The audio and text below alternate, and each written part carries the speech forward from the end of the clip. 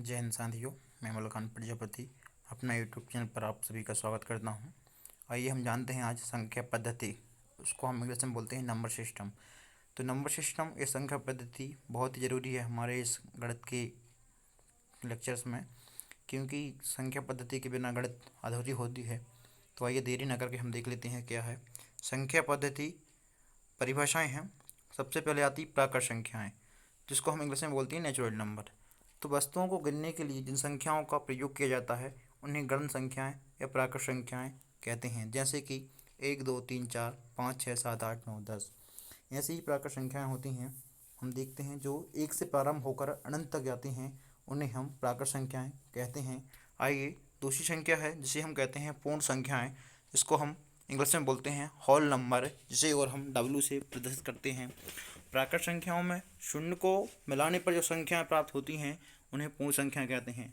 अर्थात कहने का मतलब ये है कि हमने अभी जो पढ़ी थी प्राकृत संख्याएं, उनमें अगर हम शून्य मिला दें तो वह पूर्ण संख्याएं बन जाती हैं, जैसे कि 0 1 2 3 4 5 6 7 आदि। इन्फिनिटी मतलब अनंत तक जाती हैं, कभी ख़त्म नहीं होती। संख्या मित्रों कभी ख़त्म नहीं होती हैं, वो अनंत तक चली जाती हैं।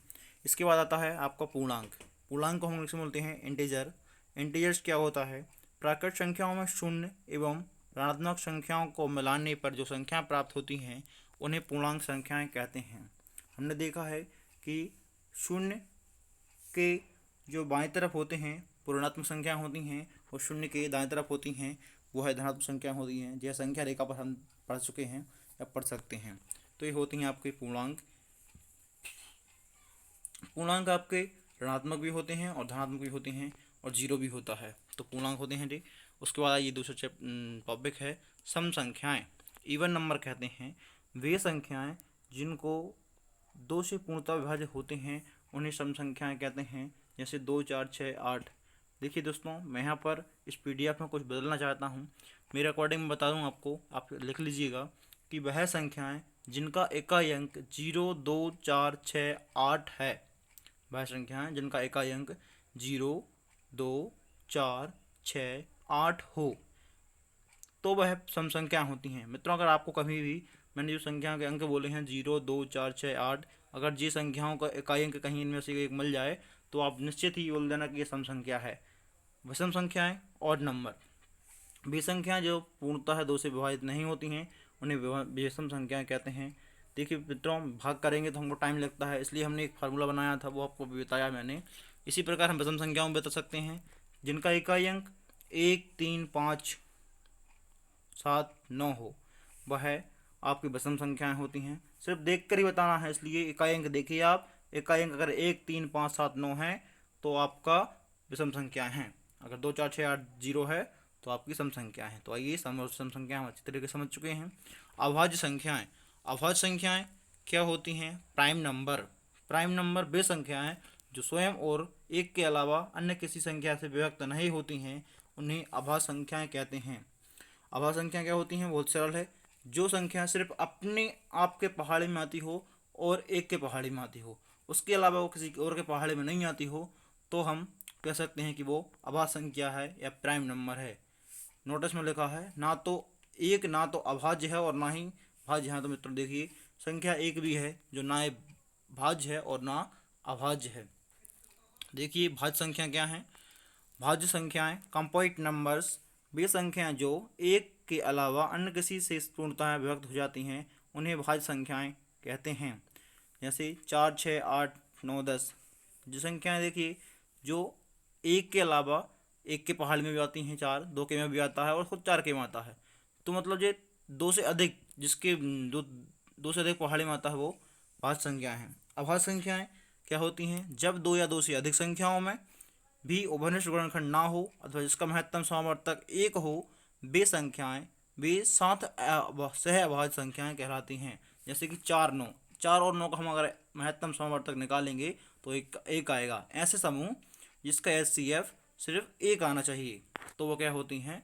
आपकी सह अभाज्य संख्याएं होती हैं, सहभाज्य संख्याएं होती हैं। देखिए युग्म अभाज्य संख्या क्या होती हैं मित्रों? तो देखिए युग्म अभाज्य संख्याएं ऐसी अभाज्य संख्याएं जिनके बीच अंतर 2 हो, युग्म अभाज्य संख्याएं कहलाती हैं। युग्म मतलब जिनका युग्म बन जाए, दो बन जाए उसका युग्म, जैसे 11 और 13। ठीक है, देखते हैं आगे क्या है। आगे है परिमेय संख्याएं, रेशनल नंबर, वे संख्या जिन्हें हम p बटे q के रूप में लिखा जा सकता है तथा p तथा q पूर्णांक हैं, q नॉट इक्वल टू 0 परिमेय संख्या कहलाती हैं। बिल्कुल सही बात है, यहाँ पर लिखा है परिमेय संख्या क्या होती हैं, तो परिमेय संख्या जिन्हें हम p बटे q के रूप में लिख सकते हैं वह परिमेय संख्याएं होती हैं। और p और q जहाँ पर क्या है, पूर्णांक हैं। पूर्णांक हमने अभी देख चुके हैं, पूर्णांक क्या होता है, ऋणात्मक हो या धनात्मक हो या जीरो हो, सभी पूर्णांक होता है। लेकिन इसमें एक शर्त दी है, देखिए क्या दी है कि q नॉट इक्वल टू 0, क्या दी है, q नॉट इक्वल टू 0। ये शर्त आपको इसलिए दी है क्योंकि q बराबर 0 नहीं होना चाहिए, कहने मतलब ये बटे में नीचे जो होता है हर आपका 0 नहीं होना चाहिए। अगर आपका हर 0 हो गया है तो वो परिमेय संख्याएं नहीं होगी। आइए आप परिमेय संख्या देखते हैं। अब इरेशनल नंबर्स, बी संख्या जिन्हें p बटे q के रूप में नहीं लिखा जा सकता, जहाँ p तथा q पूर्णांक है एवं q नॉट इक्वल टू 0 अपरिमेय संख्या कहलाती हैं। यहाँ पर भी वही की वही संख्या है, सिर्फ चेंज कर दिया, नहीं लिखा जा सकता, मतलब इनके बटे में हम नहीं लिख सकते।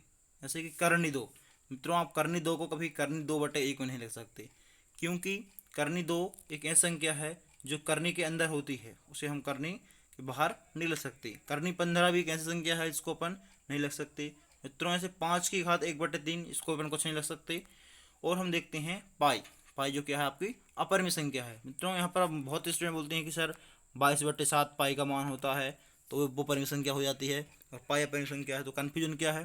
तो यहाँ पर कन्फ्यूजन कुछ नहीं है, 22/7 हम मान लेते हैं, हम सिर्फ मान लेते हैं, लेकिन परफेक्ट तो ना 22/7 उसका मान तो और कुछ ही आता है, आप हल करेंगे तो। उसके बाद आती हैं, देखिए नेक्स्ट टॉपिक है हमारा वास्तविक संख्याएं। तो वास्तविक संख्याएं क्या हैं, रियल नंबर्स। सभी परिमेय तथा अपरिमेय संख्याएं वास्तविक संख्याएं कहलाती हैं। जैसे 4, 6, 2, करनी 7 प्लस 4, 2। देखिए यहाँ पर परिमेय संख्याएं भी आ गई और अपरिमेय संख्याएं भी आ गई, मतलब परिमेय और अपरिमेय संख्याओं को अगर हम मिला दें तो वास्तविक संख्या बन जाती है, मतलब रियल नंबर। ठीक है, उसके बाद हम काल्पनिक संख्याएं, इमेजिंग नंबर्स। देखिए मित्रों, काल्पनिक संख्याएं होती हैं ऋणात्मक संख्याओं का वर्गमूल लेने पर जो संख्या बनती हैं उन्हें काल्पनिक संख्या कहते हैं। कहने का मतलब है अगर करने के अंदर अगर माइनस की कोई संख्या आती है तो वह आपकी काल्पनिक संख्या कहलाती है।